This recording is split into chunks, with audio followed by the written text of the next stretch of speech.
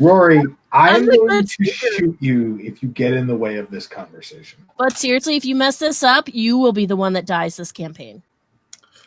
You think you can kill me? Yes, I'm pretty sure I can. No.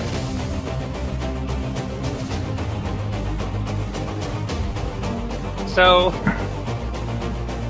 you guys just got off the mountain. Life said she'll give you back a ride back to Asaloni because you think that you can stop the war on that end. Hopefully you've got some info or some convincing things, but Ganemede is off fighting a war, which means you have a private audience with the Queen. Something that you've been wanting for a while. So hopefully this is your chance. We'll do it. You guys are getting You guys set off on her ship. You have some time to prepare, talk about anything. Any plans? You know, want to discuss anything. Do you guys think that I should switch my familiar from an eagle to something else? Do you want to? I don't know. Octopus. I could have a seahorse. Wait, what? Spider. What a strange and very concentrated collection. In a aquatic situation, we could conceivably come to. All right. Could I? I could get a seahorse, and then I can use my spell enlarge and make it a really big seahorse, and then ride it. It will drown on air. No, ride it in the water. You will drown in water. Oh no, she's got water breathing. No, I've got water breathing. I mean, might as well use it, right? Wait, hang on. What is a quiver? No, I'm thinking worst case scenario, right? Right, which one's going to be most helpful? No, worst case scenario, we're going to have to get out of town. Except we don't have a ship. True. So if you actually keep a aquatic animal stashed in the harbor that you can enlarge. Like, would you prefer an octopus or a seahorse? Well, here's the thing. You can breathe underwater. I don't know about Rory, but I can't. Wait That's a hard second. no for me. Let me just... I'm looking at fish pictures now. God, no, Rory. Well, quiver the Hey, this spell, I can give you water breathing. Oh, did we just add a submarine to Dungeons and Dragons? Yes, we did. I'm so excited right now. And octopus have ink, so if we need to black out something behind us and... Oh my god, it's a stealth sub. You guys arrive in town, and you see that there's not too many ships in harbor, because most of the elven military ships are off at sea. They're going to war, so you're not going to have to deal with as much guards and military as you would have the last time. You might have a easier time escaping if you need to. So yeah, we're going to need to. So we drop off Fentipus, or whatever we name our octopus. Drop it off in the harbor, and it's just going to hang out. Stealth sub. So it'll be ready for us if we need to get out of there. I don't really want to go stay at the Green Griffin Inn again, or whatever it's called. I don't really want to go stay there again because Ganymede's goons knew we were staying there last time. Ganny's goons. I think we need to find somewhere else to bunker down for a few hours. Yeah. So the Curious Knight has some rooms, but it's not quite as elegant. That's all right. I'm willing to sacrifice a little bit of comfort and style for the evening. Elegance, schmelegant. Have to. So you guys walk into the Curious Knight, and the lady's sitting there. She's like, "Welcome to the Curious Knight. Are you travelers? Why are you arriving so late at night? You must need a place to stay. You need a place to stay. I've got 2 rooms. He's got 3 if you're not picky, but it's gonna be 2 copper pieces for each room if you're just staying the night. But if you're staying longer, we'll have to bump it up to a silver. I'm sorry, it's just prices these days, you know." Just one night will be fine, thank you. One night? How many rooms for you? I get my own room, so then y'all can figure out the other half of that. I hand her 2 copper pieces for my room, and I wait for these guys to figure that out. Yes, we're splitting our rooms together. Rory and I can argue. So you guys go to your rooms, and it's a lot comfier than you would have expected. The elves, they like their elegance, even in their lack of elegance. Maria, you're disgusted, but the rest, you two, you're having a decent time. You guys... Is this where we have some of those cultural differences? So you guys I'm used to better accommodations, but it'll do. You sleep the night, you get a nice long rest, and you guys wake up bright and early in the morning. Oh, Auntie! You guys start heading to the palace, and you see the guards out front, and they're like, "Stop! What are you doing here?" Don't you know who I am? Don't tell me to stop. I keep walking. Make Very consistent reaction to anyone telling you what to do. You're like, no, it's really going to backfire very soon. At least in my expectation. I keep walking. They bow their head and they're like, "I'm sorry, ma'am, I'm sorry. Nice to see you back." You should be. Let's go. We keep walking. So one of the guards is like, "What? But who are you?" And the other one like hits the other one and like, "Don't do it. Don't even try it." Oh, Gary, stop talking. In the throne room, you see your aunt sitting on the throne. She's busy talking to a bunch of people, and Elliot and Rory, you see this is a fantastic throne room. It is all adorned in gold and marble with these huge statues. Lots of gold, not all of it's nailed down. I like these things. oh boy. Rory's going to get thrown in jail. I want to just wander around the room like a normal throne room guest, you know? Of course. Real cool and calm and casual, like Of course. in the general direction of lots of loose gold. You notice that there are not just Asolonian guards. There are also Azamarian guards. If you can remember, Azamar is the country that Blythe came from. So, just something to note. And Maria, as you approach the actual throne in the throne room, you see about 8 guards surrounding this woman. This woman also has a crown on her head. What is the Queen of Azamar doing here? We got one of them international coalitions going to war. But do I see my aunt as well? Yes, she's sitting on the throne. So you overhear this conversation, and they are looking for a missing Azamarian ship with black sails and silver linings, which matches the Blythe's description of Blythe's ship. Oh, so we probably shouldn't let them know that we're friends with her. Not yet. I would say that's a wise course of action. Probably not at all, because they're probably looking for her, because she's kind of off and, you know, What, on account of going rogue and whatnot? loose Okay. cannoning. We play So- dumb. Got it. Your aunt is like, she kind of talks down to this queen. She's like, "Listen, if you're missing a ship, go down to the harbor and look for it yourself. This isn't an issue of mine. I'm leading a war effort. You're looking for a lost ship." Does my aunt see that I'm there? She does Did you not. see my pretty face? I recommend making a commotion. So you see this other queen start to... They get into a disagreement. And you see this other queen essentially insult the elves, saying like, "We helped you win the war, and now you're treating us like this." And things get a little heated.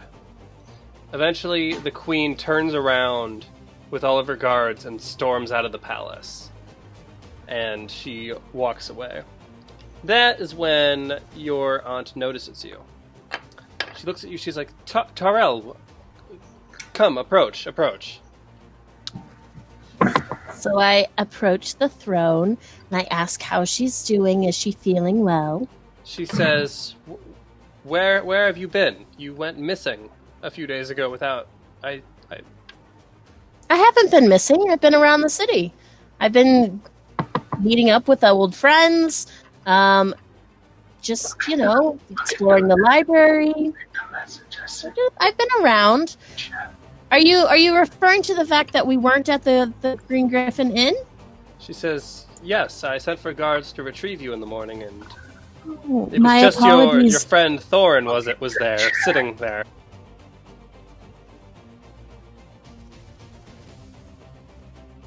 My apologies. One of my party members was attacked, and we had to switch ends. We've been staying at a different end out of a matter of safety. My! Attacked, you said, in my streets? Unfortunately so. That's why I need to talk with you. Do you, are we safe to talk? I need a private conversation with you without anybody else around besides my members of my party. She says, of course, anything to get away from those dreaded Azamarians. Lovely. Can you just dismiss your guards to stand outside the doors? She says, we will meet in a private meeting space. I was going to be like, wait, we're just going to force everybody else out of the throne room? Yes. I mean, Well, I mean, that's your dream, Rory, right? Make all the guards leave the shiny. Yeah, except the queen is still going to be there being like, excuse me, why are you looting my palace? Not if I sneak real good. Rory, I'm going to shoot you if you get in the way of this conversation. But seriously, if you mess this up, you will be the one that dies this campaign. You think you can kill me? Yes, I'm pretty sure I can. Well, all right. Well, we need to test this hypothesis. Great. So, all right, let's go. Let's go. So chit she chat. takes you to this private room and she says, "I'm sorry I was not able to meet with you sooner. It has been a very, very stressful war, especially with the Azamarians breathing down my neck, acting like I owe them something." Are they not our allies?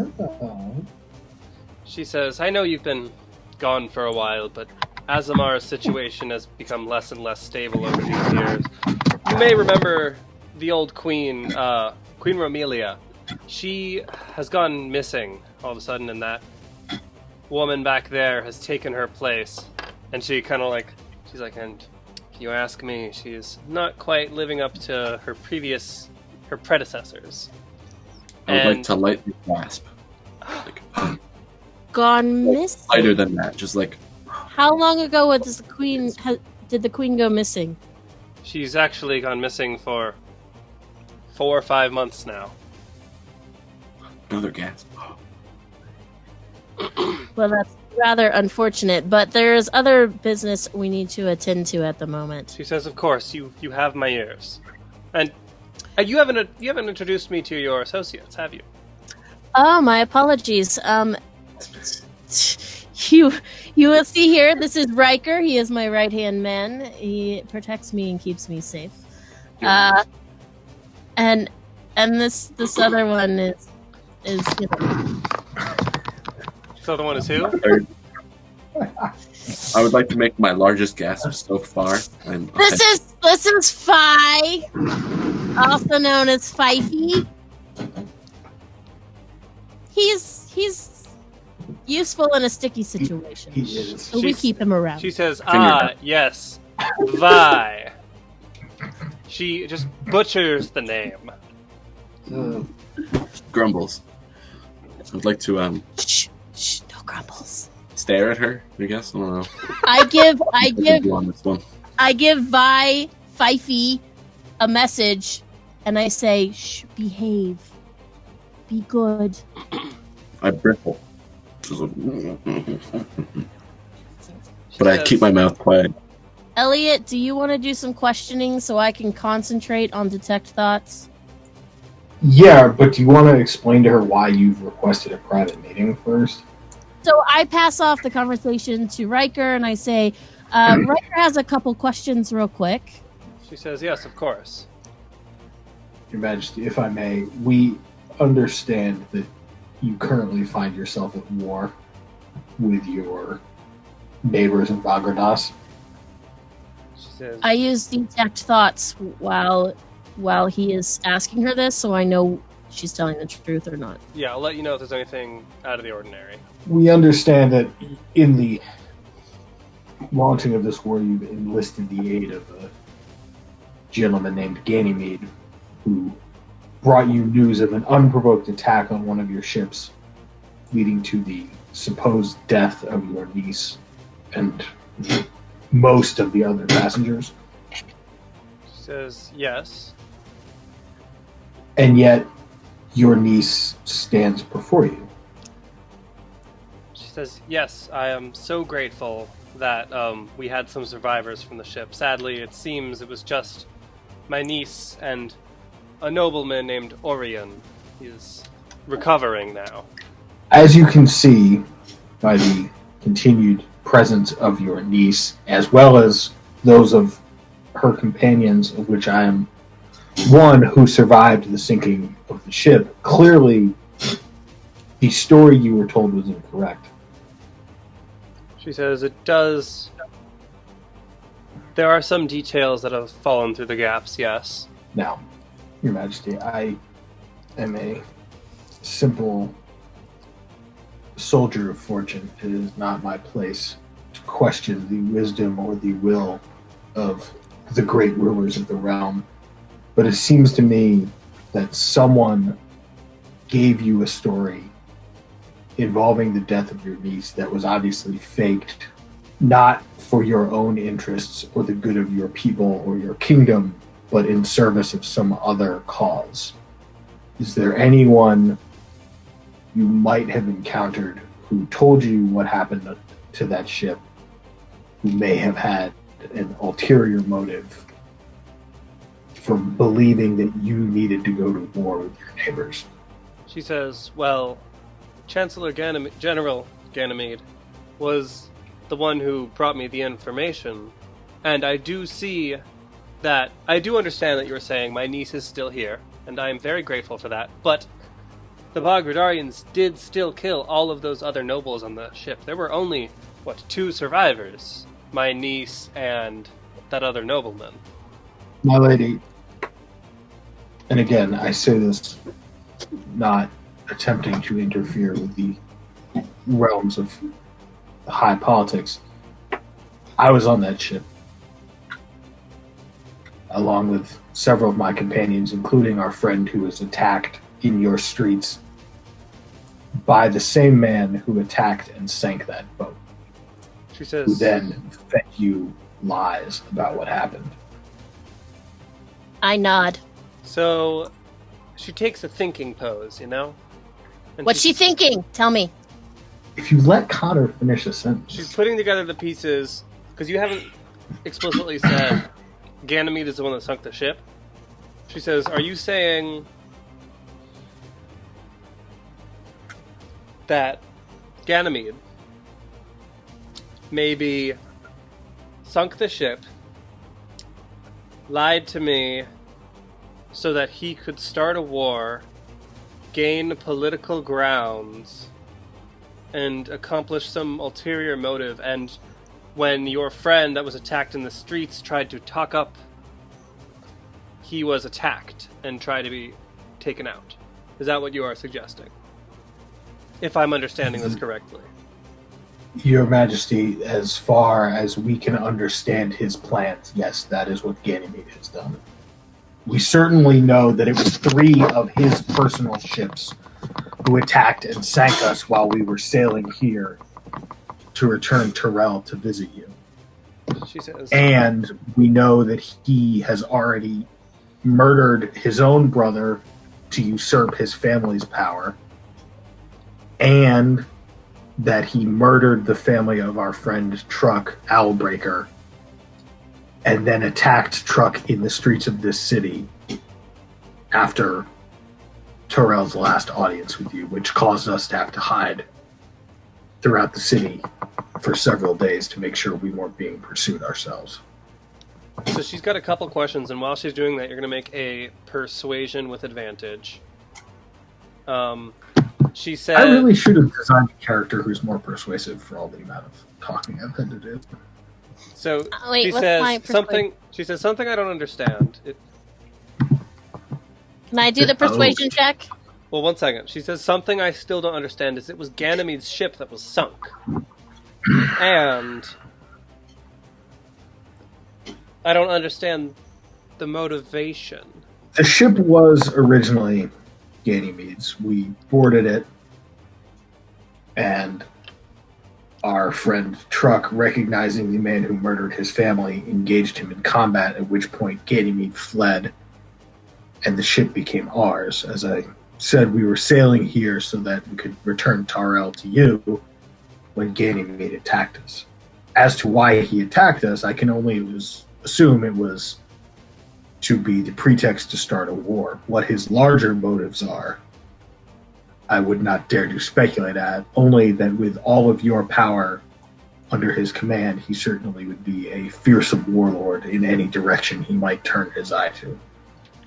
She says, I do respect you coming before me, and it cannot be easy facing nobility of a nation that your ancestors fought against, and I do respect that you have come here with respect and held yourself so well in this court, but I'm afraid I will not be able to take action without actual proof. That being said, you can, if this is true, you can speak to that nobleman that is recovering, and if he comes to the testimony against Ganemede, then I will be willing to look further into it. But as of now, there is not enough proof to call off a war and take into prison one of my top generals. And I hope you understand that. Of course, Your Majesty.